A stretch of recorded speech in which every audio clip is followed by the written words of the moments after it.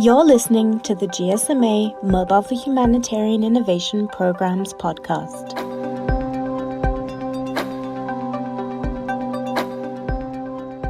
Welcome everyone to our podcast series on leveraging on digital technology to accelerate climate change action. You're listening to the episode on addressing the climate crisis.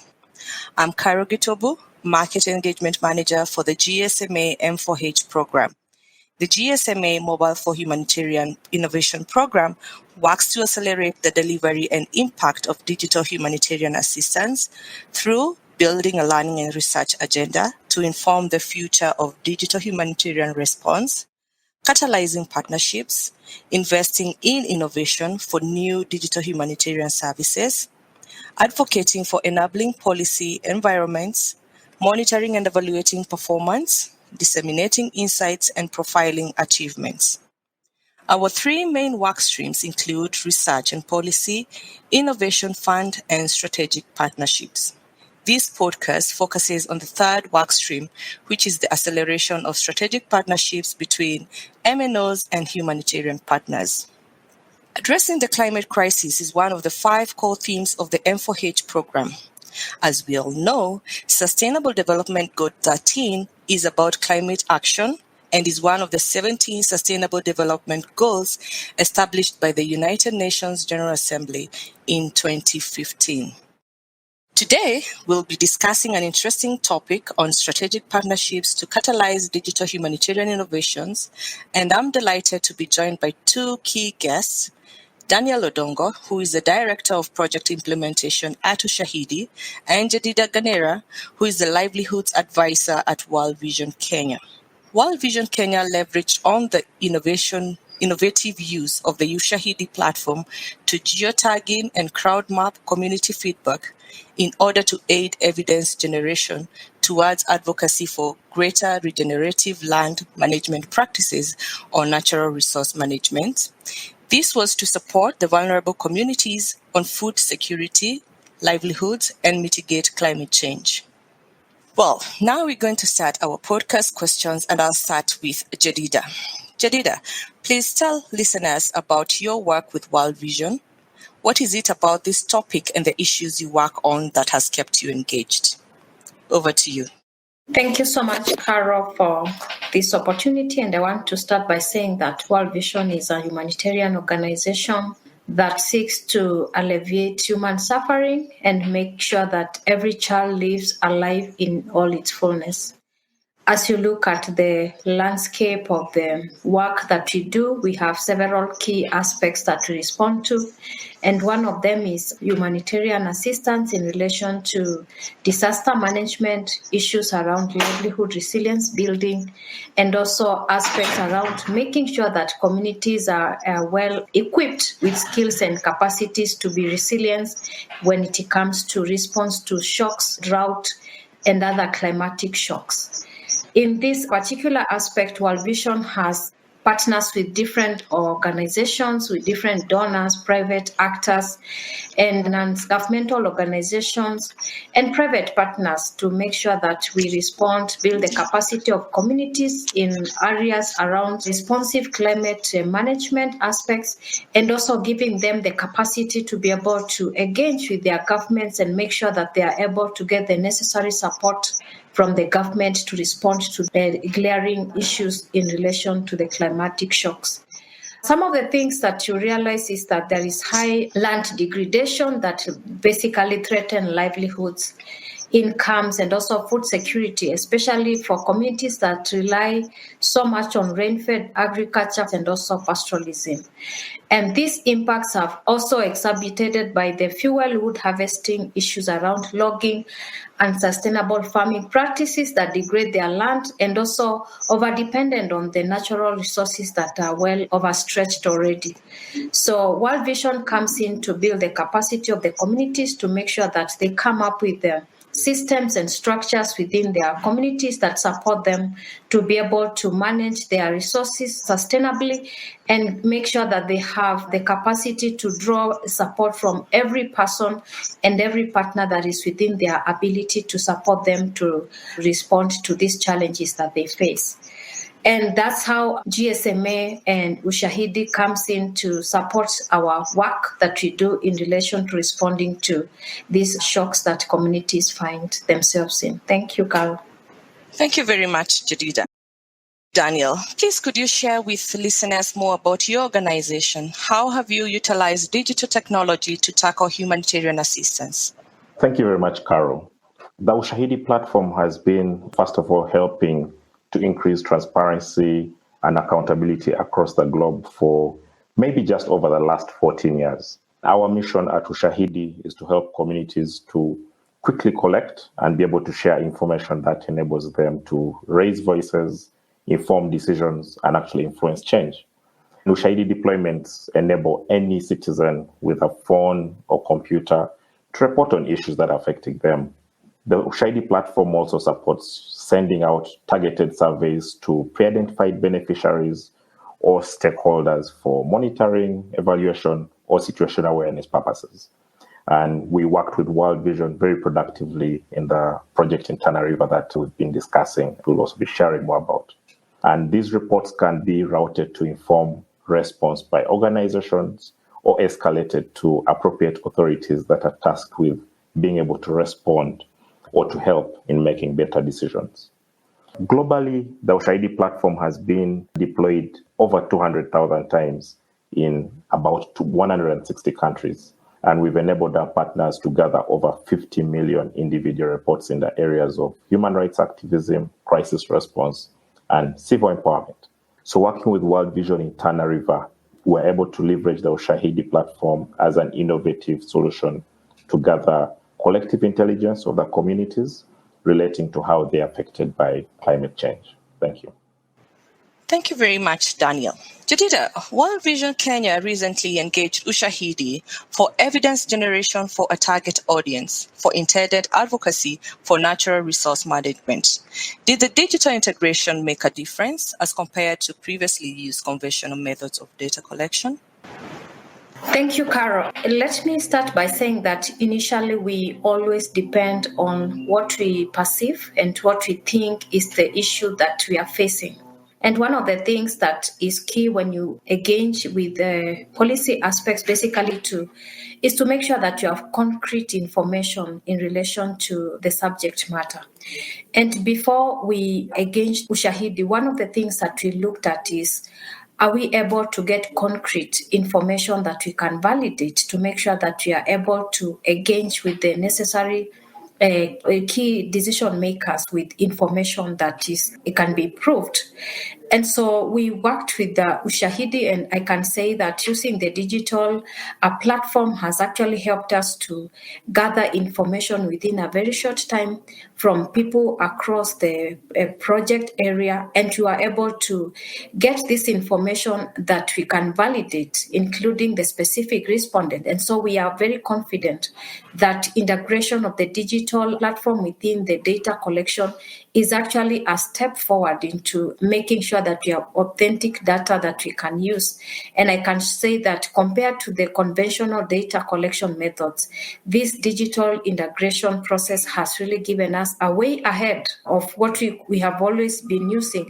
And I'm very confident that the information that we have is going to make a big difference, because it represents the voices of different people spread across different sections within the target area. And we have the feeling of every last one of them presented in this platform, and the integration has really made a big difference, I can say. Thank you, Carol. Thank you very much, Jedidah. You've mentioned a very important point when it comes to integrating digital technology.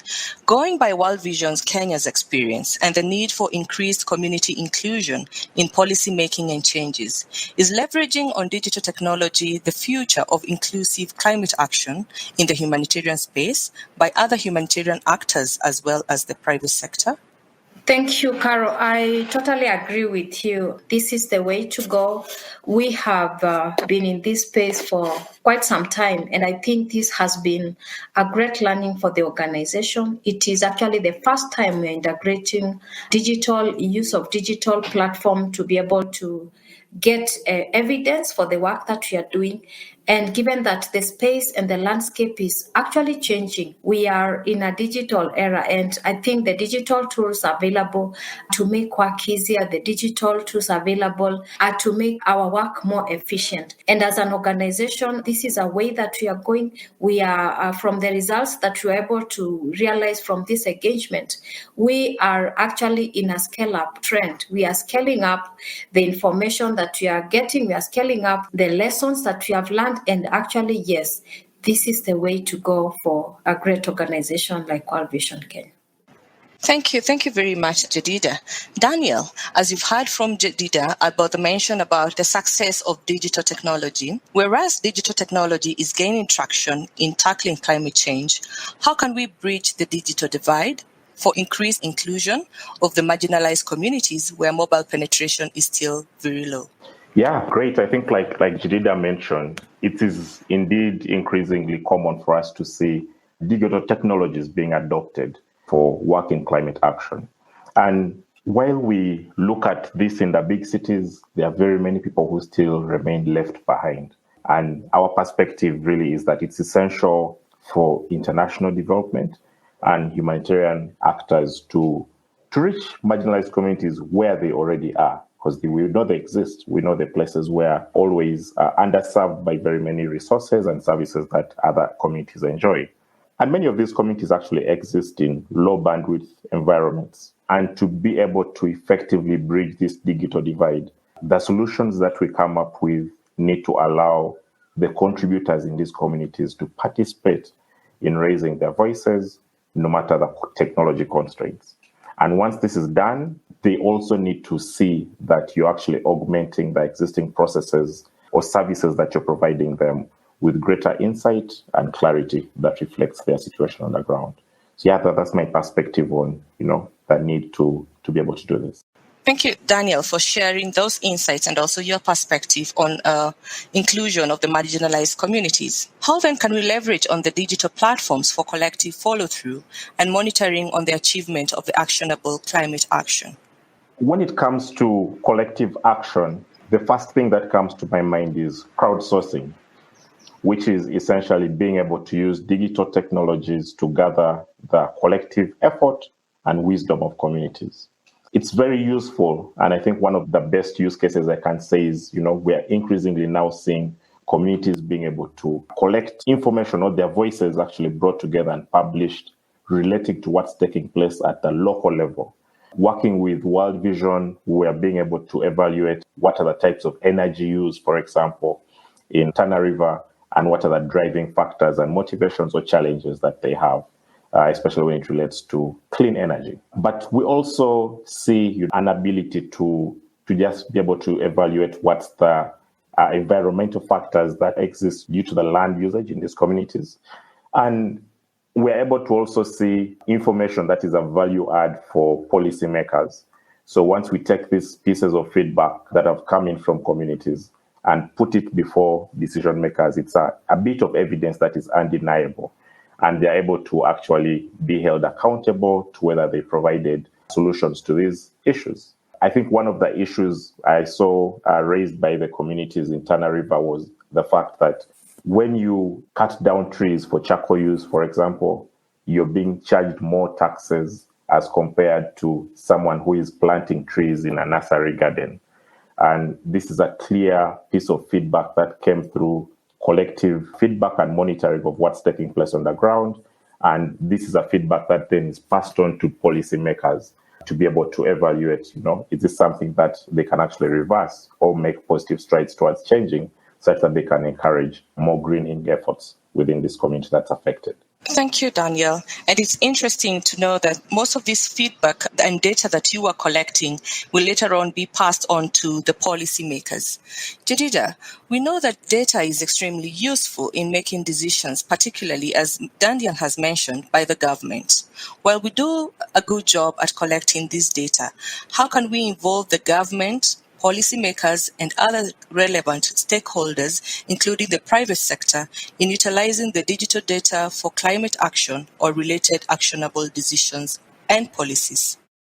Thank you, Carol. I think there is, before I respond to that, let me start by saying that the information that we have is authentic, and we have confidence that even as we engage with the policymakers and the other partners, we are very sure of the source of the information that we have, and we can actually track it back to the source. So one of the things is the integrity of the data that we have. And with this integrity of the data, we have the confidence to reach out to the government. We have the confidence to reach out to the policymakers and other stakeholders within the sector, the private sector, on how to utilize this data for climate action. Going to your question, I think one of the things, one of the avenues that we want to utilize, and specifically for this particular process that we have been engaged with together, is including the community members as part of the convergence point with the government and other policymakers. As World Vision, we build the community capacity to be able to engage the government and any other relevant partner in terms of speaking out on the issues that they are faced with.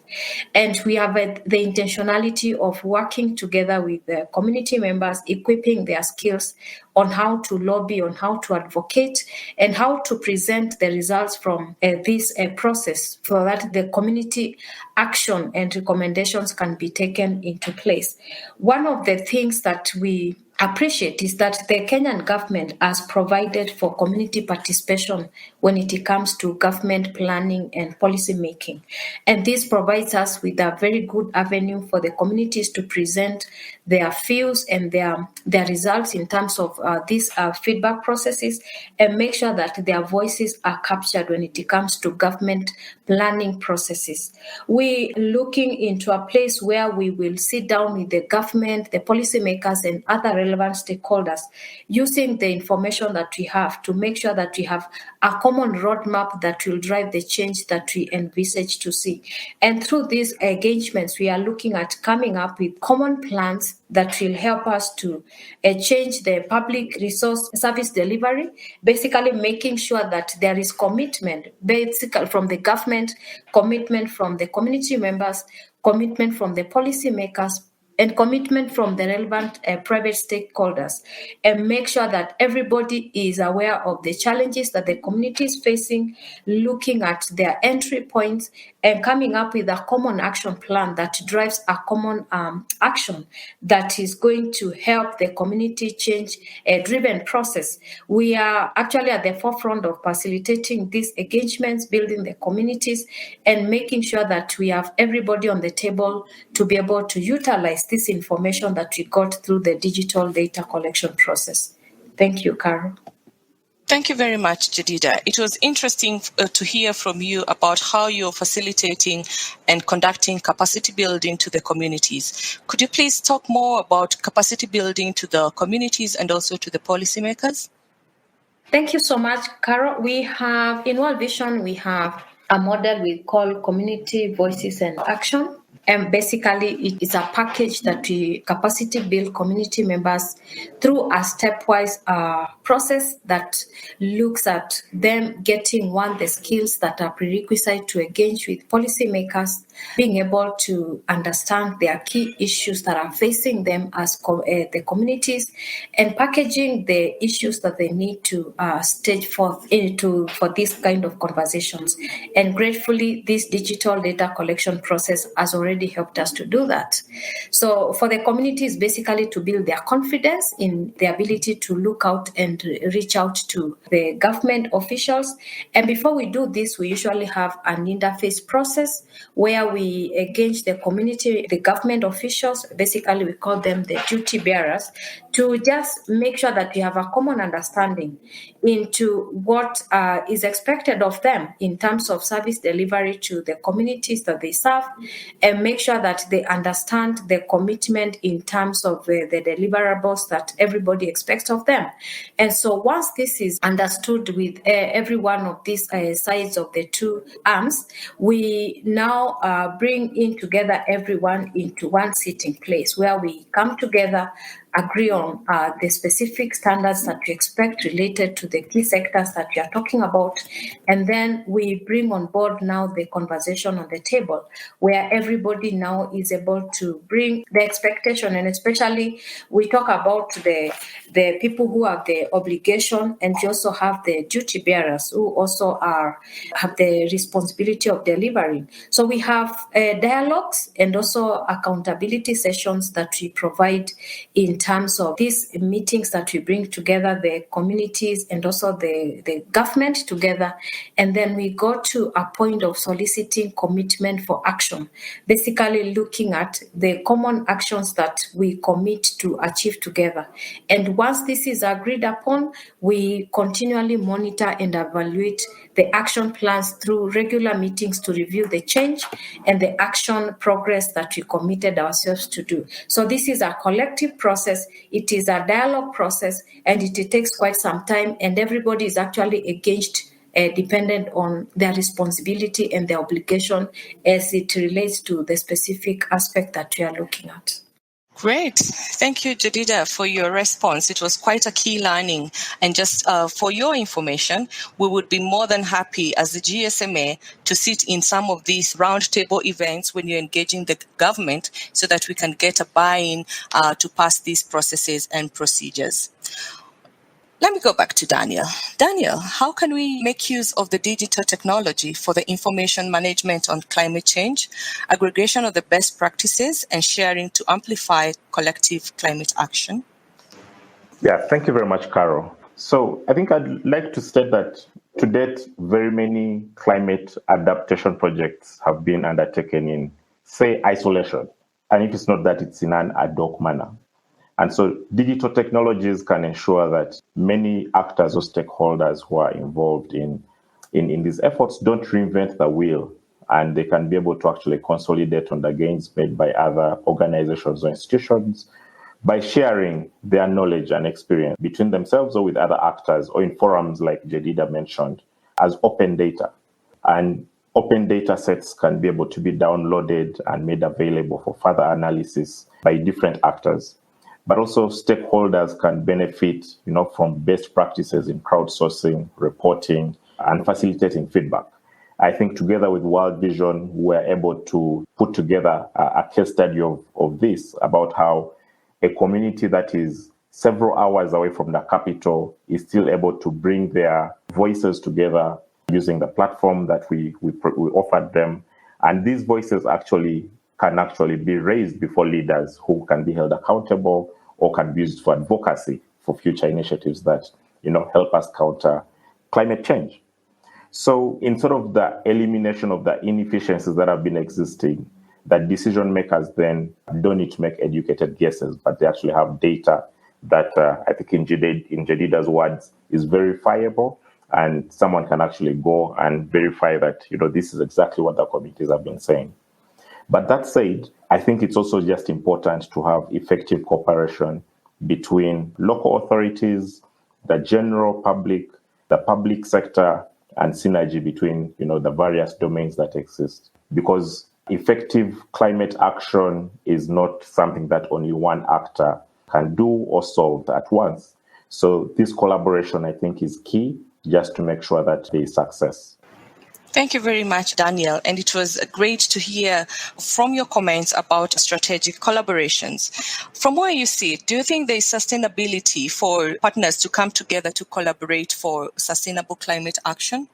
Yes, I very much agree that there's actually an opportunity for partners to come together. And in more ways than we recognize, the little input that any partner brings to the table might actually provide input for other partners within the process of collective action. So one of the ways, for example, that I would like to highlight is coordinating mechanisms.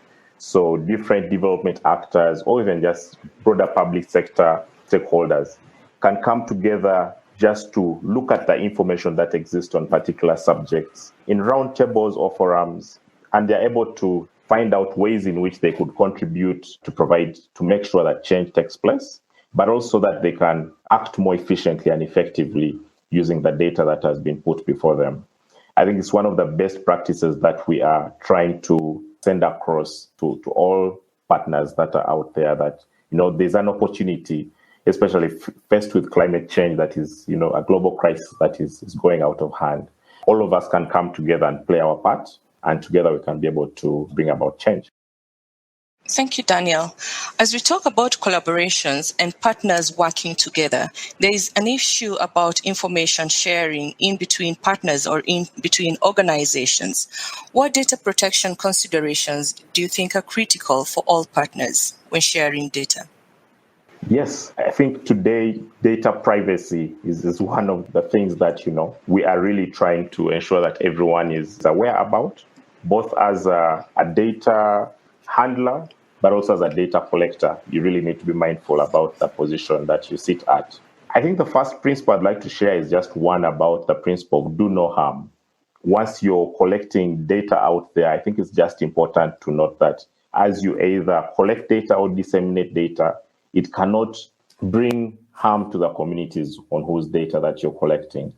And I think one of the best practices across very many data protection laws is just to make sure that we need to respect the privacy of communities by de-identifying or removing personally identifiable information. And this makes sure that the data is still usable, but while ensuring that the people who are collecting this data about is safe. It's very safe.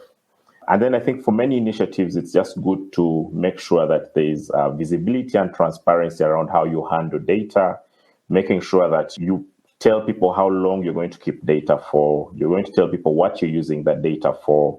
And I think these kind of policies are very important for people who are handling data. We also just like to make sure that it's possible to trace data and audit data.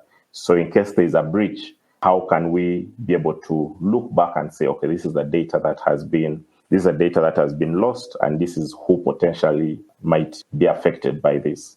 I would like to maybe just say that within this initiative that we've been running with World Vision, I think we've had privacy embedded into this entire project by design, just making sure that we are respecting the wishes of the communities, reminding them about what type of data that we collected, but also ensuring that after a certain time, we'll make sure that this data is actually deleted off our servers, just to make sure that any traces of it beyond the period within which it has been offered to us by the public, it's actually making sure that our communities, their data is only used for what they've given it to us for. And then if I'm to add a plus one there, it's just essential to make sure that there are existing considerations that are kept in mind when sharing data of users with third parties. If you've not been offered the rights to do so, ensure that you don't do so. I think here in Kenya, the Data Protection Act is in full force, and they provide good guidance around how organizations should be able to respect the privacy of the users. Thank you very much, Daniel. Jedidah, sitting in the humanitarian space, could you talk more about data protection and privacy when you're serving the community beneficiaries or when you're sharing back information to donors or to other key stakeholders? Thank you, Carol. I think this is a very critical aspect of our work. And actually, this current year, the government of Kenya passed on a new law that relates to data protection and also in terms of how we manage personal information from beneficiaries. This is one of the key things that we really are careful with to make sure that the privacy of every individual that is participating in our projects is well protected. We have protocols as an organization that we observe in relation to how we manage personal data because it is very sensitive. And with the new policy that has just been passed by the Kenyan government, we actually have an obligation to actually seek consent for anybody's data that we want to use for any purpose that we will be engaging in. And so this is a very key place we are very sensitive about. And for every partner that we engage with, even including ourselves as staff, we have to do a lot of background checks. We do a lot of confidentiality policy binding and agreements towards ensuring that the data for the beneficiaries are well protected, well taken care of, and we have a whole policy and protocol that defines especially how you need to behave around that. And so as we continue to engage. We continue to make sure that we uphold absolute confidentiality in terms of the work that we do, personal information from our beneficiaries, because this can be a tool that can be used against our beneficiaries. And so we are very keen when it comes to use of data for beneficiaries that we work with. And particularly for this process that we engaged, one of the things that we did, we had to make sure that between ourselves and Ushahidi, we had agreed on how to handle this issue. And we agreed on the use of World Vision data policy, because it's very watertight. And this is what has actually really guided our engagements and our management of the data that you are able to collect through this process. So we are very keen to make sure that our beneficiaries are protected from any harm, from any exploitation, and any unnecessary exposure through the work that we do. Thank you very much, Jedidah. It was great to hear from both of you how we treated the data that we collected, which informed the survey and the report for the TCLIP, the Tana River Climate Change and Restoration Project. Final question. Let me start with you, Ushahidi, Daniel. If you had the opportunity to start again and run a project focusing on climate change action from a technology point of view, what would you do different, and how do you think this could make a difference to the population we are serving? Thank you very much, Carol. It's interesting you say from a technology point of view, but our rule of thumb actually at Ushahidi is that, technology is only 10% of the solution when rolling out initiatives with communities. 90% of it is actually community engagement. So that technology is only a small part of the solution. And one of the takeaways I'd like to share with anyone wanting to set up initiatives or technology solutions to benefit communities is that follow the principle of nothing for us without us. And this is what we've witnessed in our previous projects, and we always do, to be able to increase buy-in and participation, making sure that there is early collaboration between stakeholders in planning and management of the projects. That's my take. Very many thanks, Daniel, for sharing your takeaway. And over to you, Jedidah, for the same question. If you had the opportunity to start again and run a project focusing on climate change action from the humanitarian sector or from the NGO sector, what would you do, and how do you think this could make a difference to the community we are serving? Thank you, Carol. I think do it the same way, but make a few adjustments. One of them is to start with clarity on exactly what needs to be done. Make sure that the roles and responsibilities for everyone are clear from the word go. Of course, ensure timely engagements and feedback processes as the process continues. And key is involvement of the government in this process. I think this is one of the things I would really change in terms of how I would go about it. One of the reasons I think government would come in very handy is because it would give them an opportunity to learn into how the process takes place as a way of scaling up the adoption of the digital solutions for data collection. Of course, basically because it would help them to develop their processes and their systems for transformational development. And of course, during the emergency processes, like right now we are dealing with a drought situation. Lack of adequate financial resources, human resources would actually be effectively mitigated by use of these digital processes that would help effectiveness and efficiency during these times. And of course, help them to see that this gives them an opportunity to engage with their citizens, even as they look at what can be done, what is it that they are doing, and what needs improvement, so that they can have a data-driven decision-making for the betterment of their communities. So government engagement in this process for me would be very critical, so that we all move at the same point at the same time. Thank you so much. Thank you very much, Jedidah and Daniel. And thank you for sharing your reflections and highlighting the areas that we need to work on, especially now that we are looking forward to kickstarting the TCLIP Phase 2. Very much looking forward to implementing some of these lessons learned that we've shared today, to making the TCLIP Phase 2 a huge success and developing a better success story. Wow, to our listeners, Thank you very much for joining this M4H podcast, and very many thanks to Jedidah and Daniel for your participation and for your responses. We look forward to the success story of TCLIF Phase 2.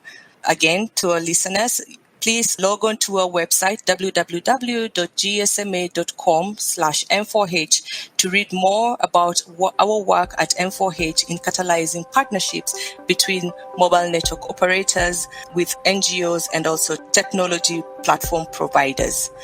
Thank you, and looking forward to our next podcast.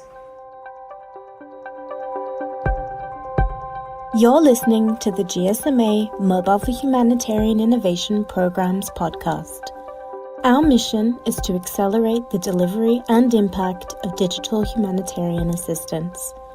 We aim to reach 6 million people with improved access to and use of life-enhancing mobile-enabled services during humanitarian and disaster preparedness, response, and recovery by 2021. The GSMA Mobile for Humanitarian Innovation Program marks an evolution and expansion of the GSMA's disaster response work. The program is supported by the UK Department for International Development.